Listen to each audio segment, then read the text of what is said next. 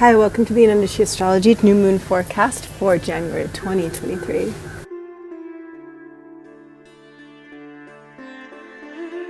The moon is waning, growing smaller, dimmer. How are you feeling? The moon is waning, and on January 21st at 12:54 p.m. Pacific time, the moon will reach the end of the Amavasya Tithi, conjoin the sun, and then begin to wax again.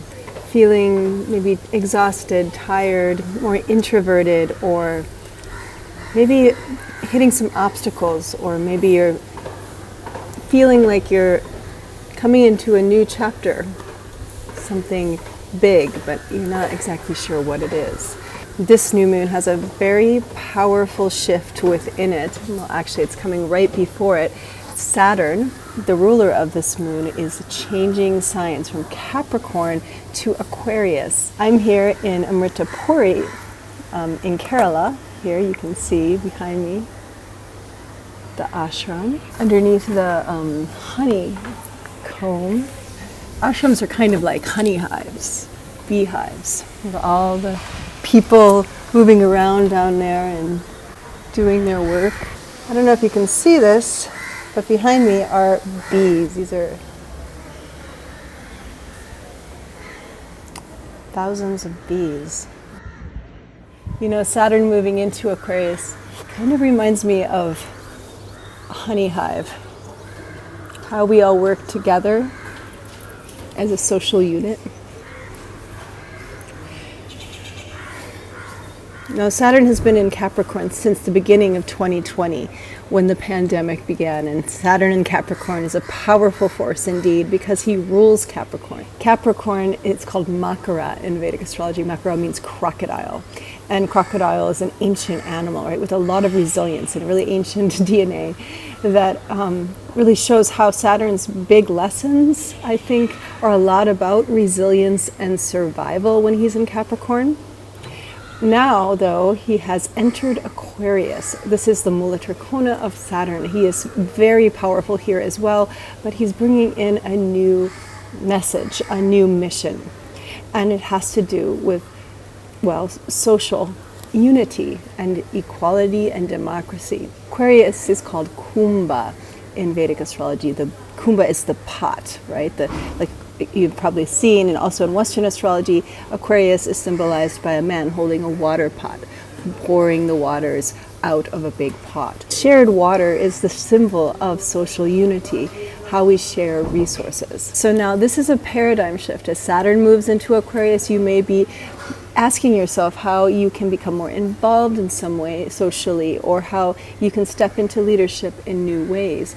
But also it depends on how Saturn is aspecting your natal chart and whether you're in a Saturn dasha or bhukti. You can find that out by booking a Vedic Astrology reading with me. Here, I'm going to, I have limited availability right now here in India, but I am going to be opening some more slots if you want to check that out. So Saturn in Aquarius has to do with universal justice and big innovation socially, how we share the information, how we share the resources. Also, I did a wonderful class about Saturn in Aquarius last year. It's a 2-hour class that was live, and so it's pre-recorded, and it includes horoscopes for all 12 Vedic signs. It's excellent. If you haven't seen it already, check it out. It's available on my Teachable platform.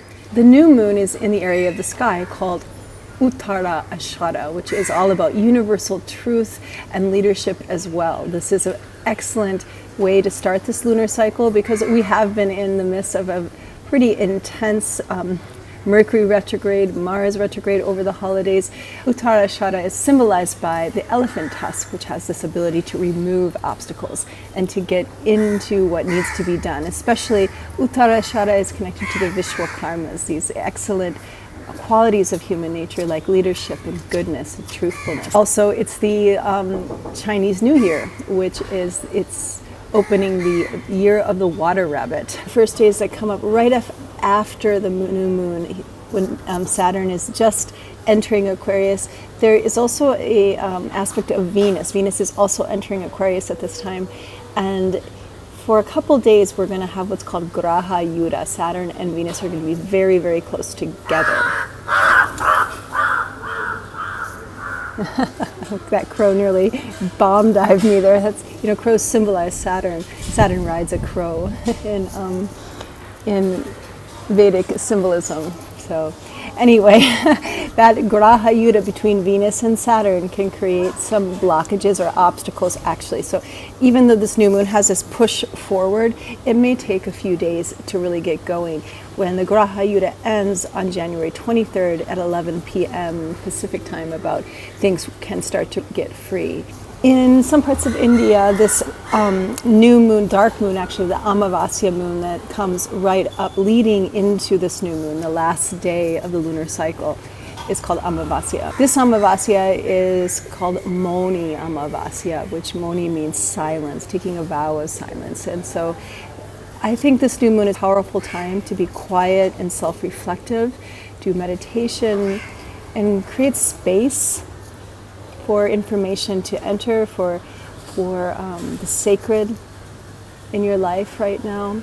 Take it easy. There's a whole new chapter opening, a whole new bridge into a new possibility right now as we enter into this lunar cycle and move forward into February. Okay, I think I said everything I needed to say here, so let's just see what the tarot cards have to say about this new moon in Uttar Ashada.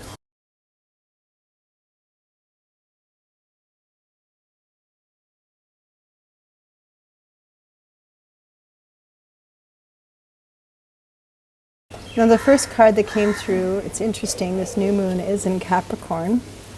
Saturn moving out of Capricorn into Aquarius. This grounded energy, Uttar Ashada energy, is so much around practical work. How to plan for the future, right? How to see and use the resources we have together.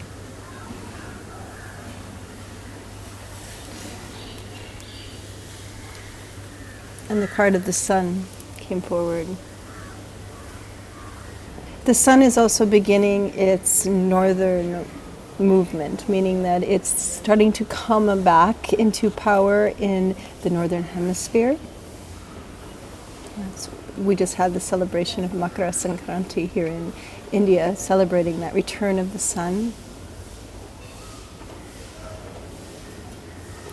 So this new moon really is a new beginning. Coming back to the source. And then, wow, this is the card of Saturn, the universe, or I believe it's called the world card, the world karma. Saturn, the great turtle, the great power of sustainability, of stability, of what grounds us here in our karmic cycles, what must be done.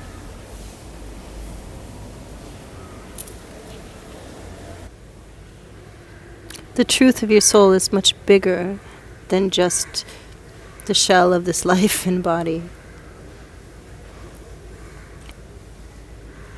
As this great karmic shift, paradigm shift moves forward, everything comes in its right time. It is inevitable and part of our destiny.